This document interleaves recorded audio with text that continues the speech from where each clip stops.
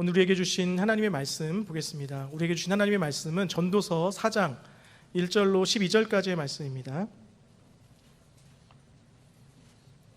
전도서 4장 1절로 12절까지의 말씀이고요. 주보에는 12장으로 나왔거든요. 제가 만들었는데 제가 설교하면서 제가 실수했습니다. 갑자기 담임 목사님께서 못 나오시게 되면서 그래서 담임 목사님 때문에 실수하게 됐습니다. 자, 1절부터 함께 교독해서 읽도록 하겠습니다. 내가 다시 해 아래에서 행하는 모든 학대를 살펴보았도다. 보라, 학대받는 자들의 눈물이로다. 그들에게 위로자가 없도다. 그들을 학대하는 자들의 손에는 권세가 있으나 그들에게는 위로자가 없도다.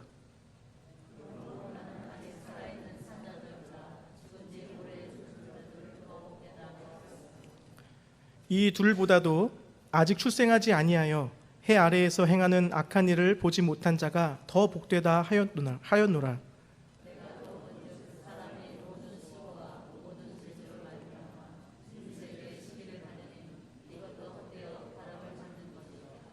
우매자는 팔짱을 끼고 있으면서 자기의 몸만 축내는도다.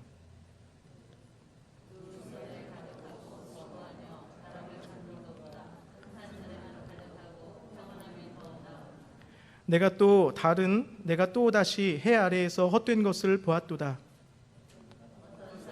아들도 없고 형제도 없이 홀로 있으나 그의 모든 수고에는 끝이 없도다.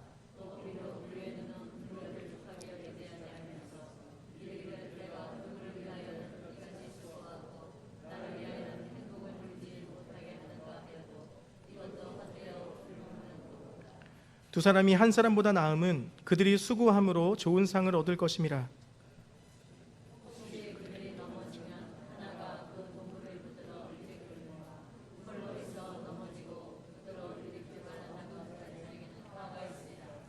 또 두 사람이 함께 누우면 따뜻하거니와 한 사람이면 어찌 따뜻하랴. 한 사람이면 패하겠거니와 두 사람이면 맞설 수 있나니 세 겹줄은 쉽게 끊어지지 아니하느니라. 아멘. 오늘 전도서 4장 말씀을 가지고 허무한 인생의 대안이라고 하는 제목으로 함께 말씀을 나누도록 하겠습니다. 여러분은 모든 걸 때려치고 싶을 때, 모든 걸 때려치고 도망가고 싶었던 때가 있으셨습니까? 모든 것을 다 버려두고 다 때려치고 어디론가 멀리 가고 싶다, 이런 생각해 보신 적 있으십니까? 한번 생각해 보십시오. 언제셨습니까? 우리는 하나님의 자녀로서 사명을 가지고 살아야 한다고 배우지만 종종 우리의 삶은 허무하게 느껴지고 또 그렇게 고통이 찾아올 때가 있다라는 것입니다. 모든 것을 포기하고 싶을 때가 있습니다. 어디론가 멀리 가고 싶을 때가 있습니다. 내 힘으로 할 수 없는 과중한 일들이 나에게 몰려올 때, 더 이상은 못하겠다. 마음에 힘이 없어서 모든 일에 신경질이 날 때, 어디론가 멀리 가고 싶습니다. 그럴 때가 종종 우리에게는 있습니다. 허무하고 비관적인 생각이 들 때 여러분들은 어떻게 하십니까? 과연 이러한 모습이 믿음이 없는 모습일까요? 하나님 앞에 죄가 되는 모습일까요? 저는 아니라고 생각합니다. 마음에 이런 생각이 드는 것은 죄가 아닙니다. 다만 죄악된 선택을 하는 것이 문제가 됩니다. 하나님은 우리가 힘든 것을 하나도 느끼지 않으면서 어떤 어려움에도 끄떡하지 않고 살아가는 것을 우리에게 요구하지 않으십니다.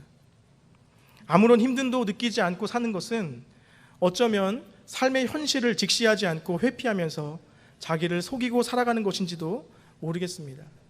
사실 누구나 다 힘이 듭니다. 일주일에 한 번 교회에서 볼 때에는 밝아 보여도 다 힘든 삶을 살아가고 있습니다. 참된 믿음의 삶이란 어떤 것일까요? 현실의 고통을 통과하면서 그 눈물을 먹고 자라는 것입니다.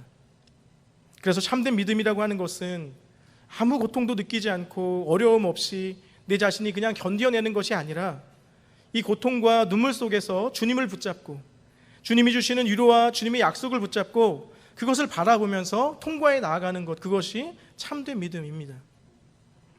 바로 이 같은 사실을 전도자는 그의 글을 통해서 우리에게 가르쳐주고 있습니다. 오늘 본문에는 전도자가 인생이 헛되고 헛되다라고 말하면서 그렇게 인생은 이러한 것이다라고 굉장히 비관적인 모습을 우리에게 보여주고 있습니다. 4절, 7절, 8절 여기에 보시면 계속 헛되고 헛되다라고 이야기하면서 헛된 인생을 말합니다. 이 본문을 기록하고 있는 전도자 솔로몬의 인생관은 허무주의, 비관주의 인생관입니다. 어느 만큼 비관적이냐면 오늘 살아있는 사람보다 죽은 사람이 더 복되다. 그리고 이 둘보다 아직 태어나지 않은 사람이 더 복되다라고 말하고 있습니다. 그만큼 이 전도자는 비관적입니다. 2절과 3절 말씀입니다. 그러므로 나는 아직 살아있는 자들보다 죽은 지 오랜 자들을 더 복되다 하였으며 이 둘보다도 아직 출생하지 아니하여 해 아래에서 행하는 악한 일을 보지 못한 자가 더 복되다 하였노라. 그는 어찌해서 이런 허무주의 세계관을 가지게 되었을까요? 그것은 인생의 근본적인 부조리, 그는 인생의 근본적인 부조리와 불합리성을 목격하고 경험했기 때문에 그는 이러한 결론에 도달한 것입니다. 그는 계속해서 오늘 말씀에 그런 왜 인생이 헛된지에 대해서 말해주고 있습니다. 1절에 보면 내가 다시 해 아래에서 행하는 모든 학대를 살펴보았도다. 보라, 학대받는 자들의 눈물이로다. 그들에게 위로자가 없도다. 그들을 학대하는 자의 손에는 권세가 있으나 그들에게는 위로자가 없도다. 전도자는 권력을 가진 자들이 이 약자들을 학대하는 것을 보았습니다. 그리고 그 약자들의 눈물과 슬픔을 보았고 위로받을 곳이 없는 그들의 고통을 보았습니다. 이 솔로몬이 살던 시대와 마찬가지로 지금도 약자들은 고통을 당하고 있습니다. 우리도 우리의 삶을 허무하게 만드는 삶의 현실 가운데 살아갈 때가 많고 또 우리를 고통스럽게 하는 그 틈바구니 속에서 우리가 이러한 삶을 살고 있습니다. 근데 그렇게 고통스러워하며 힘들어하는 사람들을 향해서 위로하기는커녕 더 끊임없이 더 많은 것을 요구하는 그런 세상을 우리가 살아가고 있습니다. 이런 모습들을 볼 때 솔로몬은 허무하다라는 이야기를 하고 있는 것이죠. 또 전도자를 비관적이게 만든 것은 삶의 현장에서의 불합리함이었습니다. 4절의 말씀을 보면 내가 또 본즉 사람이 모든 수고와 모든 재주로 말미암아 이웃에게 시기를 받으니 이것도 헛되어 바람을 잡는 것이로다. 그것이 무엇을 말하는 것이냐면 그가 목격한 직업의 현장에 문제가 있다는 것입니다. 그 문제는 일하면 일할수록 주변 사람들에게 미움과 시기를 받는다는 것입니다. 성실하면 성실할수록 더 욕을 먹는 거예요. 직장에서 성실하면 사람들이 그 사람을 향해서 승진하려고 발버둥을 친다라고 그 사람을 모함합니다. 윗사람에게 순종하면 윗사람에게 아첨한다고 아부한다고 주변에서 그 사람을 시샘합니다. 좋은 성과가 있어도 칭찬과 인정해주기보다는 그를 경계하고 그를 견제하고 그를 억누르려고 합니다. 사람과 사람 사이에 수많은 사람들이 서로를 견제하고 시기하고 질투합니다. 왜 그렇게 서로가 서로를 시기하고 질투하고 서로 상처를 입히는 것일까요? 그것은 지금 우리가 살고 있는 이 사회가 경쟁을 최우선순위로 두고 있기 때문에 그렇습니다. 우리 사회가 경쟁 그 체계 속에서 돌아가고 있기 때문에 이 시스템 속에서 살아남으려면 남보다 앞서야 합니다. 또 남보다 뒤처지게 되면 안 되니까 자꾸 남을 끌어내려야 합니다. 성실한 자가 인정받고 존경의 대상이 되기보다는 더욱 모든 사람의 적이 되는 이 경쟁 체계입니다.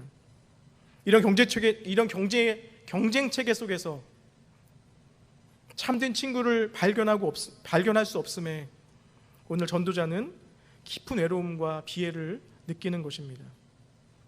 세 번째로 전도자를 더 비관 가운데 빠지게 한 것은 뚜렷한 목적이 없이 부를 맹목적으로 추구하는 사람들이 있는 모습을 보면서 그가 또 허무하다라고 말합니다. 7절과 8절의 말씀인데요.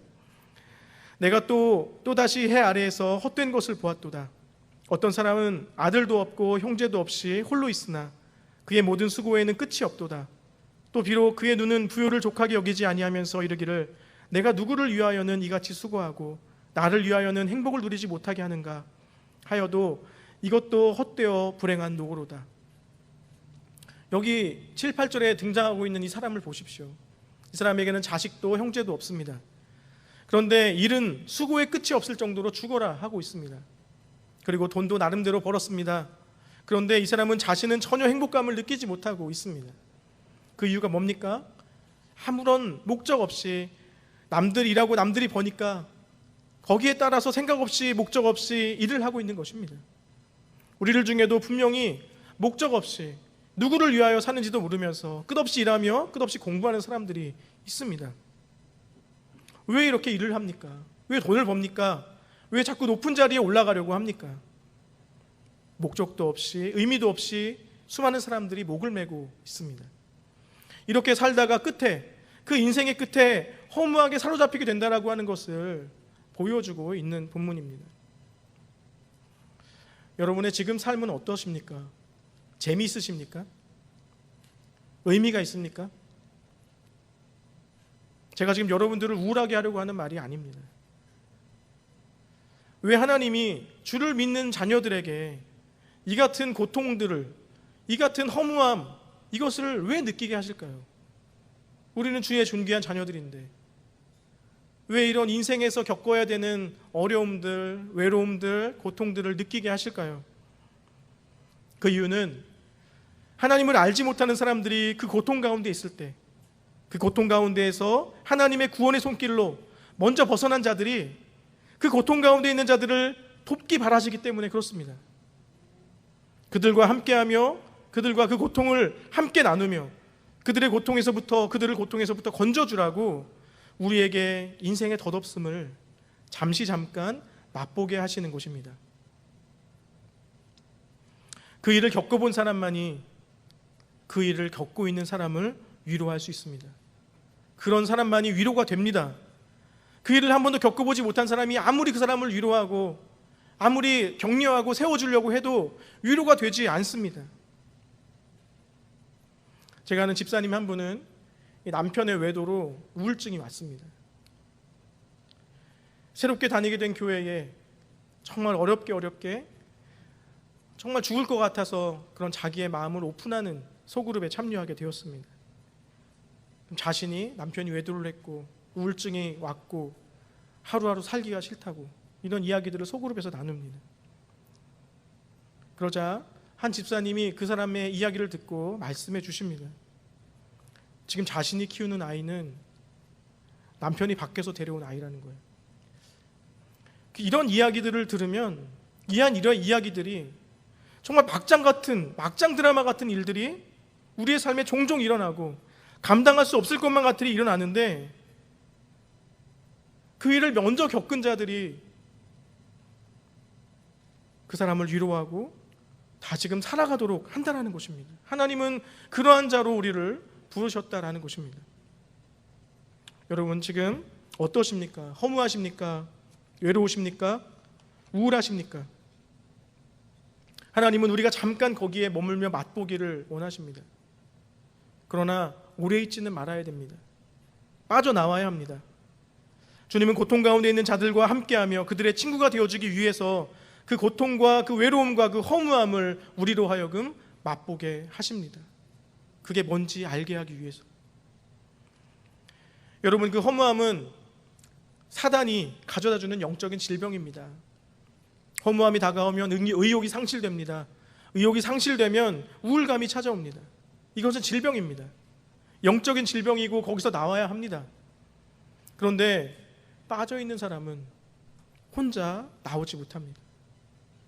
그 옆에서 그 고통 가운데에서 함께 해주며 그를 위로하고 그의 마음을 도와주고 거기서 나올 수 있게 격려해주는 누군가가 필요합니다. 그 누군가가 되어주라고 하나님이 우리로 하여금 그 허무함 속에 머물도록 하신 것입니다. 그렇다면 이 허무함이라고 하는 이 영적 질병에 대한 치료약은 무엇일까요? 오늘 본문에 나오는 전도자는 우리에게 그 치료약을 소개해주고 있습니다. 치료약이 있는데 그것이 무엇이냐 하면 공동체라는 것입니다. 9절과 12절에 이렇게 말해주고 있습니다. 두 사람이 한 사람보다 나음은 그들이 수고함으로 좋은 상을 얻을 것임이라. 혹시 그들이 넘어지면 하나가 그 동물을 붙들어 일으키려니와 홀로 있어 넘어지고 붙들어 일으킬 자가 없는 자에게는 화가 있으리라. 또 두 사람이 함께 누우면 따뜻하거니와 한 사람이면 어찌 따뜻하랴. 한 사람이면 패하겠거니와 두 사람이면 맞설 수 있나니 세 겹줄은 쉽게 끊어지지 아니하느니라. 이 본문이 참 재밌는 것은 인생이 허무하고 헛되다라고 계속 말하다가 갑자기 공동체 이야기를 한다는 것입니다. 이게 뭡니까? 인생의 허무함에서 벗어나고 이 영적인 질병을 치료해주는 해결책이 공동체라고 하는 것에 있다는 것입니다. 오늘 본문에서 공동체의 네 가지의 실제적인 가치가 어떠한 것인지를 이야기해주고 있습니다. 먼저 9절에 보면 함께 일함으로 더 높은 성취를 맛볼 수 있다라고 말해주고 있습니다. 그들이 수고함으로 좋은 상을 얻을 것입니다. 혼자 하면 결과물이 잘 나오지 않습니다. 그리고 혼자 하면 힘듭니다. 그런데 함께 하면 위로가 되고 좋은 결과를 얻습니다. 10절에 보면 두 번째 우정의 가치가 나옵니다.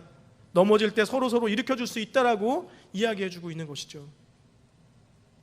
여러분들은 지난 2022년 1월부터 지금까지 여러분들은 언제 넘어지셨습니까? 여러분들은 안 넘어지십니까? 다 넘어집니다. 그런데 그 넘어지는 순서가 다릅니다. 어떤 사람은 1월 달에, 어떤 사람은 2월 달에, 어떤 사람은 3월 달에 넘어집니다. 매번 쌩쌩하신 분이 있습니까? 매번 쌩쌩하고 맨날 기쁨 가운데 가득 차 있고 맨날 밝고, 그런 분들은 저희가 잘 돌봐드려야 됩니다. 약간의 문제가 있을 수 있어요. 우리는 다 그런 늘 행복하지 않습니다. 늘 기쁘고 늘 밝고 우리가 밝으려고 또 기쁨으로 다시 채워지려고 주님께 애쓰며 나아가는 것은 필요한 것인데 늘 그럴 수는 없다라는 것이죠. 각 달마다 쌩쌩하고 또 침체에 빠진 사람들이 각각 다릅니다. 이것이 무엇을 말해주는 것입니까? 침체에 빠졌을 때 쌩쌩한 사람이 건져줘야 됩니다. 침체에 빠져 있을 때 좀 더 쌩쌩한 사람이 건져줘야 됩니다. 근데 그 사람이 좀 쌩쌩해지고 그 건져줬던 사람이 다시 침체에 빠졌을 때 건진받았던 사람이 또 건져주어야 됩니다. 계속 이렇게 서로가 서로를 건져주고 도와주고 일으켜 세워주는 일들이 공동체에서 일어나야 하는 것이죠. 서로 건져주는 역할을 해야 하는 것입니다. 이렇게 서로를 건져주는 영적인 친구가 있어야 한다. 이것이 허무한 인생 가운데의 대안이다라고 말해주고 있는 것입니다. 세 번째로 우정의 실제적인 가치는 정서적인 공백을 메워준다라는 것입니다. 11절에 두 사람이 누우면 따뜻하려니와 라고 말하고 있는데요, 둘이 함께하면 정서적인 교감이 오고 가면서 내면의 따스함이 회복된다고 말합니다. 혼자 있으면 차가워집니다. 혼자 있으면 냉랭해집니다. 기쁨은 나누면 두 배가 되고 슬픔을 나누면 또 반으로 절반이 된다는 말처럼 우리의 정서적인 상황들을 함께 나누며 살아갈 때 우리의 인생은 훨씬 더 즐거워집니다. 나의 기쁨을 함께 즐거워해주는 관계, 나의 슬픔을 나보다 더 슬퍼해주는 관계, 우리의 인생을 살아갈 때에 인생이 혼자 걷는 외로운 인생이 아니라 함께 걸어가는 공동체적인 인생이라고 하는 것을 깨닫게 해준다는 것입니다. 그 사람들이 인생은 살만한 것이구나 깨닫게 해준다는 것입니다. 이게 공동체가 주는 치료책이라는 것이죠. 그리고 네 번째로 이렇게 공동체와 함께하면 인생 가운데 닥치는 어려움을 극복하고 패배를 막아준다고 오늘 본문 또 말합니다. 한 사람이면 패하겠거니와 두 사람이면 맞설 수 있느니라. 이것이 얼마나 중요한지 모릅니다. 친구가 얼마나 중요한지 모릅니다. 공동체가 얼마나 중요한지 모릅니다. 섬김의 소그룹이 얼마나 중요한 것인지 모릅니다. 그렇기 때문에 여러분, 친구를 얻기 위해서 투자하셔야 됩니다. 공동체를 얻기 위해서 여러분 투자하셔야 됩니다.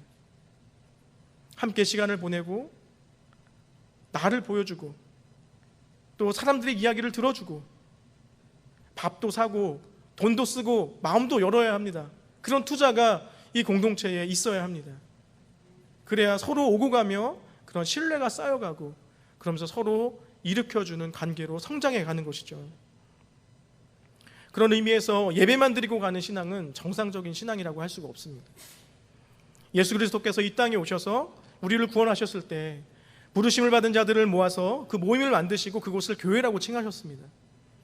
극장에 와서 그냥 공연을 보듯이 잠깐 찬양하고 말씀을 딱 듣고 들어가서 사는 인생, 집에서 인터넷으로 그냥 설교 들으면서 혼자 듣는 신앙, 정상적인 신앙이 아닙니다. 공동체가 없는 신앙은 정상적인 신앙 생활이 아닙니다. 특수한 상황에 있는 분들이 있습니다. 혼자 예배해야 되는 상황에 계신 분들이 있습니다. 또 예배드리고 급히 가보셔야 되는 분들도 있습니다. 몸이 아파서 간병 때문에 또 비즈니스로 혼자 예배하게 되는 분들을 말하는 것이 아닙니다.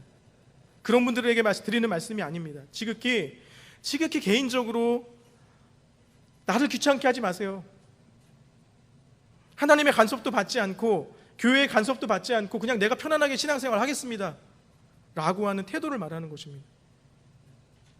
이것은 기독교적 신앙이 아닙니다. 오늘 본문이 뭐라고 얘기합니까? 공동체를 반드시 형성해야만 우리에게 있는 인생의 허무함을 극복할 수 있다고 말하고 있지 않습니까? 일으켜줄 사람이 없으면 그에게 화로다 라고 말해주고 있습니다. 공동체 생활은 한편으로는 위로가 되고 은혜가 되지만 또한 한편으로는 껄끄럽습니다. 왜냐하면 많은 사람들이 나를 지켜보기 때문에 그렇습니다. 그냥 혼자서 다니고 혼자서 예배하고 혼자서 그러면 공동체 생활 안 하면 아무도 신경 쓰지 않습니다. 그런데 그 안에 들어오면 많은 시선이 나를 보게 되고 그 사람들 때문에 마음대로 못합니다. 사람들이 다 저를 보고 있기 때문에 저도 마음대로 할 수가 없죠. 바르게 살아야 합니다. 거기다가 또 이렇게 저렇게 막 지적하는 사람들도 등장하고 이렇게 하면 좋겠다, 이렇게 하면 좋겠다, 되게 뭔가 부드러운 말인 것 같은데 집에 가서 생각해보면 열받고 막 이런 이야기들이 공동체에서 오고 갑니다. 쉽지 않습니다. 나와 전혀 결이 다른 사람을 만날 수도 있습니다. 나와 생각이 다르고 표현 방식이 완전 다른 사람을 만날 때도 있습니다. 또 내가 제일 싫어하는 모습을 가지고 있는 사람, 우리 아빠 모습이 닮아 있고 우리 엄마 모습이 내가 제일 싫어하고 내가 정말 제일 힘겨워하는 모습을 가지고 있는 지체를 만나기도 합니다. 우리에게 부담을 주고 우리를 지치게 하는 사람을 우리는 만나기도 합니다. 그런데 우리가 그들과 호흡을 맞추고 하나 되기를 애써갈 때 우리가 다듬어집니다. 우리가 다듬어지고 우리가 성장해가는 은혜를 경험하게 됩니다. 당장은 힘들고 밀어내고 싶고 벗어나고 싶지만 하나님께서 이 공동체라고 하는 곳에 우리를 묶어오셨다라고 하는 마음을 가지고 함께 버티고 그것과 함께 시간을 보내면서 익숙해져 갈 때 우리는 함께 성장해가는 것을 보게 됩니다. 공동체는 반드시 우리에게 있어야 하는 좋은 것이지만 쉬운 곳은 아닙니다. 갈등이 있고 어려움을 겪습니다. 그러나 그 시간이 지나고 하나 되는 일들을 통해서 그곳에 있는 사람들은 하나님을 배우게 됩니다. 제가 전도사 시절에 20대 후반에 섬겼던 작은 교회가 있었습니다. 그 교회에서 저는 이제 유초등부 사역을 맡았었고 그곳에 행정으로 한 목사님께서 전임 목사님으로 이렇게 부임을 하셨습니다. 근데 그 목사님이 좀 특이한 부분이 있었어요. 이렇게 빠릿빠릿하지 않고 느릿느릿하세요. 그리고 뭔가 잘 모르겠는 불편함이 있었습니다. 그분이 어느 날 저에게 커피 한잔 하자고 그러셔서 알겠습니다라고 커피를 마시러 갔는데 정말 2시간 동안 커피만 마셨습니다. 네.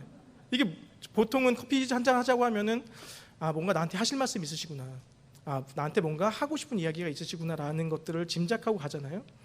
그래서 그렇게 앉아서 한 2시간이 다 되는데 아무 얘기가 없으셔서 뭐 그냥 이런저런 얘기만 하셔서 너무 쓸데없는 얘기만 하는 것 같고, 그래서 목사님 저한테 하실 말씀이 있어서 부르신 거 아니에요? 그랬더니 아니요, 저는 그냥 커피 한잔 하고 싶었는데요 목사님이랑.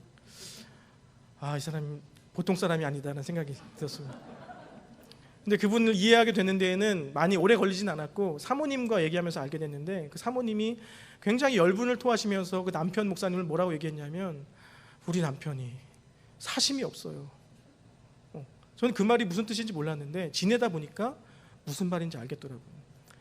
뭔가 뭘 하려고 그러면 의도가 있어야 되는데 그 의도가 없어요. 뭔가 진행을 하려고 그러면 거기에 따른 뭔가가 의도가 깔려 있는 게 우리의 기본적인 상식인데 그게 없어요. 이제 그런 분이 이제 청년부를 맡았습니다. 그런데 그 청년부에는 그 교회에서의 아주 골칫거리 청년이 한 명 있었어요. 29살 된 저와 동갑이었던 청년이었는데 그 형제가 간질 질환이 있었습니다. 간질 질환이 있고, 그리고 지능도 조금 낮고, 그리고 폐지를 주우며 지내는 형제였어요. 형편도 넉넉지 않고. 그런데 그 친구가 문제가 뭐였냐면, 조금이라도 자기를 무시하는 것 같은 느낌을 받으면, 이 교회에서도 뭔가 사람들이 지나가다가 뭔가 그 무시하는 것 같은 느낌을 받으면 폭력적으로 행동을 하는 거였어요. 막 물건을 휘두르기도 하고 던지고, 애나 어른이나 할 것 없이 그냥 교회에 그냥 말썽꾼이었습니다. 그런데 부모님들이 교회 나오고, 그래도 그 형제가 뭐 자주는 안 나왔지만 띄엄띄엄 교회에 나오는 형제였습니다. 근데 그 독특하신 목사님이 그 형제를 이제 맡았죠. 그 형제를 만나기 시작했습니다. 근데 그분의 지론이 무엇이었냐면, 사역을 하시면서 그분은 했던 얘기가 뭐냐면, 자기는 교회에서 제일 약한 사람을 찾는데요. 제일 약자가 누군가, 교회에 가장 연약한 사람이 누군가, 그리고 그냥 그 한 사람을 돌보고 케어하면 교회가 하나 되더라는 것을 저에게 얘기해 주신 적이 있었어요.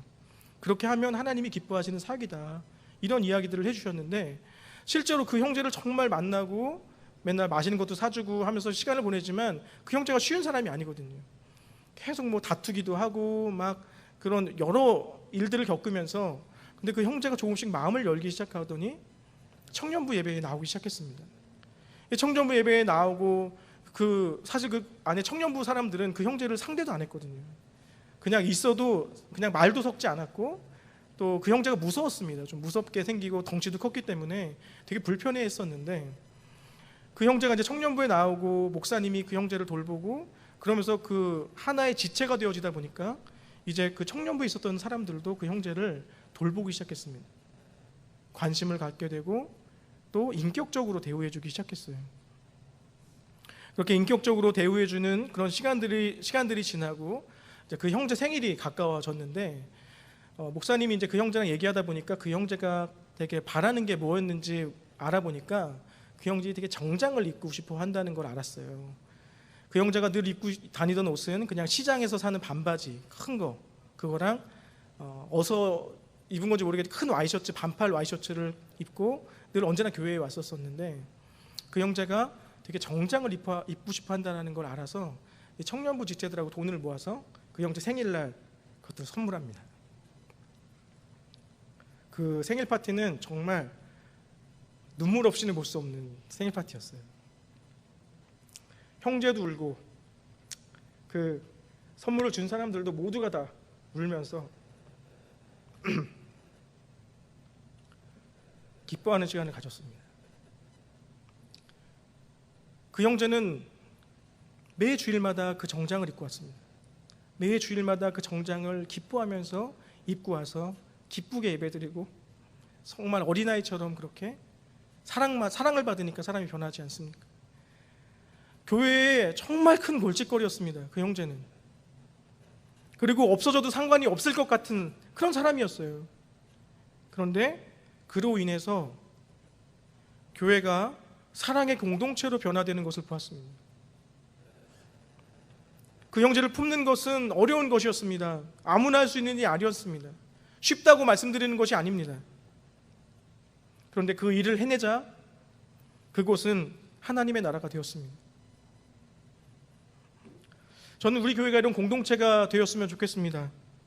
단순하게 모이기만 하는 그런 모임이 아니라 연약한 자들이 인격적인 대우를 받는, 삶에 지쳐있는 사람들이 새 힘과 소망을 얻는, 외로움과 허무함에 그 견고한 진이 부서지는 그런 공동체가 우리 교회가 되었으면 좋겠습니다. 이런 견고한 공동체를 세우려고 할 때 우리가 잊지 말아야 하는 것이 있습니다. 그것은 하나님과 우리와, 그리고 당사자, 나와 너와 하나님이 이렇게 삼위일체적으로 엮어지는 신적인 세겹줄이 되어야 한다는 것입니다. 12절에 보면 세겹줄은 쉽게 끊어지지 않는다, 이렇게 말씀하고 있습니다. 쉽게 끊어지지 않는 공동체, 그런 공동체를 세우려면 나와 너라고 하는 관계 안에 하나님이 함께 하셔서 신적인 공동체가 되어질 때, 신적인 관계가 엮어져야만 세상에 그 누구도 끊을 수 없는 삼겹줄이 되어지는 것입니다. 우리 주님은 우리 안에, 우리 공동체 안에 참여하기를 원하십니다. 우리 주님이 나와 우리의 만남, 이 안에 들어오실 수 있도록 우리는 날마다 주님을 초대해야 되는 것이죠. 우리의 모임에 초대하고 우리 가정에 초대하고, 주님 오늘도 임재해 주옵소서라고 우리는 계속해서 주님을 초청해야 됩니다. 우리가 섬김의 모임 때, 섬김의 소그룹 모임 때 무엇을 하십니까? 무슨 이야기를 하십니까? 하나님께서 우리 각자에게 하신 말씀을, 내가 그 말씀을 가지고 한 주간 살아보았더니, 오늘 내가 이렇게 살아보았더니 한 주간 이런 일이 벌어졌노라 간증을 해야 됩니다. 그리고 힘들고 어려운 문제들에 대해서 기도 제목을 내고 함께 기도해야 됩니다. 하나님의 임재가 있는 신적인 삼겹줄을 우리는 그렇게 만들어가야 하는 것이죠. 이 소그룹 모임이 그런 하나님의 삼겹줄이 되어지는 현장이 되어져야 하는 것입니다. 그런데 모이면 주식 얘기하고 먹는 얘기하고 맛집 얘기하고 또 먹으면서 먹는 얘기하고 연예인 얘기하고 요즘 코인 뭐가 좋다 얘기하고, 여러분 그런 잡담이 필요합니다. 하셔야 돼요. 그런데 이 잡담으로 끝나면 안 됩니다. 이 잡담은 필요해요. 우리 공동체가 더 친해지고 익숙하게 되어지는데 같이 이런저런 연예인 얘기도 하고 하는 것 필요합니다. 그런데 거기서 끝나면 허무해져요. 거기서 잡담을 하고 그냥 헤어져 버리면 허무해집니다. 왜 그러냐면 우리 모임은 하나님의 이야기를 나누는 이 신적인 관계가 목적이 되는 모임이기 때문에 이렇게 끝나면 허무해집니다. 내가 오늘 예배드리고 뭐하고 왔나 싶어요. 하나님이 내 인생의 문제에 대해서 무엇을 원하시는지, 내가 어떻게 하기를 원하시는지 그 깨달은 바를 함께 나누는 곳이 되어야 합니다. 그런 신적인 공동체가 될 때 하나님의 임재가 있는 새겹줄 공동체가 되고, 그곳 가운데 우리가 그냥 나눔만 하더라도 우리의 인생의 문제들이 많은 부분 해결됩니다. 이 공동체를 통해 함께 내가 하나님과 연관되어진 이야기들을 하고, 또 하나님이 내게 뭘 원하실까 잘 모르겠는데 기도해달라고 부탁을 하고, 이렇게 계속 서로 하나님의 이야기들을 하면서 이야기가 오고 갈 때, 그때 우리는 하나님의 은혜를 경험하게 되고, 그리고 그곳 가운데에 정말 함께하는 공동체의 기쁨이 이런 것이구나라고 하는 것을 발견하게 됩니다. 이 많은 사람들이 보면은 친한 사람하고만 친합니다. 익숙한 사람하고만 지냅니다. 이 교회 안에 계셔도 익숙하신 분들과만 친하고, 그리고 오래되셨지만 별로 인사 안 해보신 분하고는 되게 어색해요. 근데 우리가 마음을 여셔야 돼요. 마음을 열고, 그리고 새로운 분이 오면은 또 새로운 분들은 또 더 어색하죠. 새로운 분들을 막 이렇게 계속 쳐다만 보고 이렇게 인사를 하시면 좋겠는데, 새로 왔구나 이게 쳐다만 보고, 이제 다 느끼거든요. 새로 오신 분들도. 그런데 쳐다만 보고 인사는 안 하고, 뭔가 이렇게 뭐 훔치러 온 사람처럼 이렇게 계속 경계하시게 보면 마음도 상하고. 하여간 우리는 계속 마음을 열고 친절하게 대하고, 그리고 누군가에게 곁을 주어야 하는 것이죠. 계속해서 우리는 새로운 만남을 가져야 합니다. 계속 만나는 사람과 만나면 그것은 의존관계가 되어지고요, 그리고 계속 그 사람들하고만 모이면 새로운 공동체, 새로운 사람을 알아갈 길이 없습니다. 오늘 말씀을 통해 정말 드리고 싶은 권면은 그런 일들을 좀 그만두시기를 권면합니다. 새로운 사람과 사귀고 새로운 만남을 가져야 합니다. 마음의 문을 열고 마음을 열어서 친구를 사귀다 보면 정말 보물 같은 사람을 만나요. 우리가 정말 모르고 있던, 이렇게 보물 같은 사람이 이렇게 오랫동안 우리 교회에 있었는데 정말 몰랐구나. 마음을 열고 찾으셔야 합니다. 그러면 여러분을 보호해주는 선배도 얻게 되고, 또 여러분이 넘어졌을 때 일으켜주는 친구를 얻게도 됩니다. 그렇게 이 모임에서 우리는 계속 이야기를 하고 사람을 자꾸 사귀어 가야 하는 것이죠. 그리고 모임에서 자꾸만 자신에 대한 이야기도 하셔야 됩니다. 이것이 이 모임을 위한 투자가 돼야 돼요. 나에 대한 이야기. 저는 이렇게 살았습니다. 저희 가정은 이렇습니다. 우리 가정에 지금 문제는 이렇습니다. 기도해 주십시오. 어떻게 해야 될지 모르겠습니다. 기도 부탁드립니다. 지금 저는 이런 사업을 준비하고 있는데 정말 지금 너무 불안합니다. 기도해 주십시오. 그냥 뭐 두려움 하나도 없고 그냥 다 잘 지내는 것처럼 하지 마시고, 우리에게 있는 그런 두려움들, 어려움들, 고민들을 함께 나누고 함께 기도를 받고 함께 힘을 내는 공동체가 되어야 하는 것이죠. 함께 나눠야 우리는 하나님이 함께 하시는 신적인 공동체가 되어지는 것입니다. 여러분, 주변 사람들을 한번 보십시오. 주변 분들이 사실은 인생의 허무함에 고통당하고 있는 사람들이 많습니다. 우리는 나만 힘든 줄 알았어요. 다른 사람들 밝고 그냥 좋아 보이니까 그냥 괜찮은 줄 알았는데 사실은 다 힘든 상황 가운데 같이 살고 계신 겁니다. 사랑하는 여러분, 인생의 허무함을 무너뜨릴 수 있는 것은 바로 공동체라고 하는 치료약입니다. 믿음의 친구, 영적인 친구를 사귀는 것입니다. 여러분에게 영적인 친구가 있습니까? 영적인 친구를 만드셔야 됩니다. 여러분의 시간을 들여서, 여러분의 마음을 들여서 친구를 만드셔야 됩니다. 투자하셔야 됩니다. 나의 마음도 열어서 나의 이야기도 하셔야 합니다. 그래야 영적인 친구가 생깁니다. 오늘 우리 모든 성도님들에게 이 같은 친구의 축복이 주어지기를 예수님의 이름으로 축원합니다. 이 공동체라고 하는 하나님의 선물이 하나님은 그 선물을 우리에게 주시기를 원하십니다. 허무하고 지치고 외롭고 그럴 때에 여러분들의 눈물을 닦아주고 여러분의 마음을 위로해주고 여러분과 함께 해주는 그런 하나님의 치료약을 여러분이 소유하기를 원하고 계십니다. 우리 나성북부교회가 그런 서로를 치유하는 공동체가 되면 좋겠습니다. 한 사람도 이 공동체에서 홀로 있는 사람이 없고 모두가 친구이고 모두가 가족이 되는 그런 공동체가 되면 좋겠습니다. 그것은 한 사람 한 사람이 마음을 열 때, 한 사람 한 사람이 그 누군가에게 곁을 주게 될 때 비로소 일어나는 일입니다.